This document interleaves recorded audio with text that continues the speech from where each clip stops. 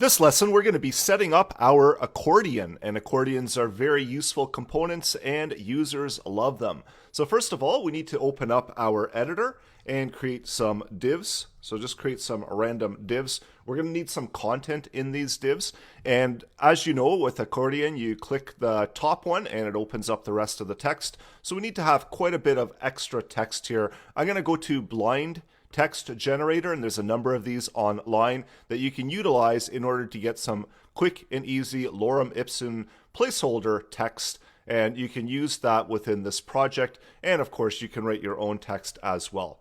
So just going in there, I'm going to do a little bit of back and forth while I paste in the text, and also I'm going to have a little bit longer one. I'm going to change this one into a div. And of course, the script will work on all types of elements, so it doesn't have to actually be a div, but for structure's sake, I want to have them all as divs.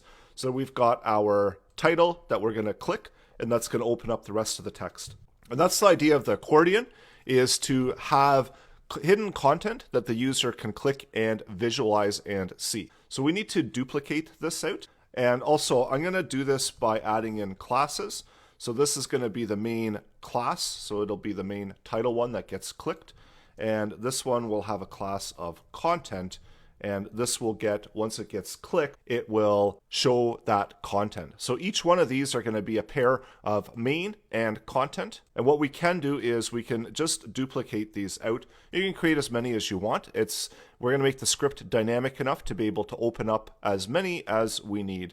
And I'm going to change some of the text here so that we know that they're different ones. And of course, if you are creating your own website, you're not going to be using the dummy text. You're going to have actual text and information here. So we've got all of this information here. And now next thing that we want to do is we want to use some styling in order to hide that content element, because we don't want to be able to see those by default. So we've got our content class. And this one, we just apply a display property of none. So that will hide it from the visible area and only showing the main ones. We can also add some additional styling. Let's add some padding around it. I'll update the font size to make it a little bit smaller than the main text. And we can also do a border around it. And you can, of course, apply your own styling as needed. The next one that we have is our main class. And I'm going to make these ones a little bit bigger so that they stand out more. So that's updating the font size. And we can also add a background color so we can distinguish it from the rest of the content. So making them slightly dark with a darker background. So we've got them fairly big now. And lastly, but of course not least, we need to have a class that we're going to be applying with our JavaScript, and we can call that active.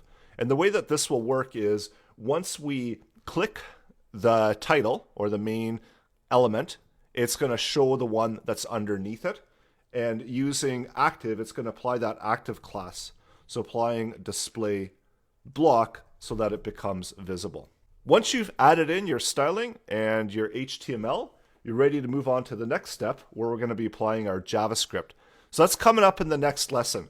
Go ahead and set up your page, just as I've set up this page, and you're ready to move on to the next one. And of course, this content doesn't have to be identical to mine. You can add in your own content, just keeping in mind that the second div with the class of content will always be the hidden one. And that's the one that's going to show once we click these titles.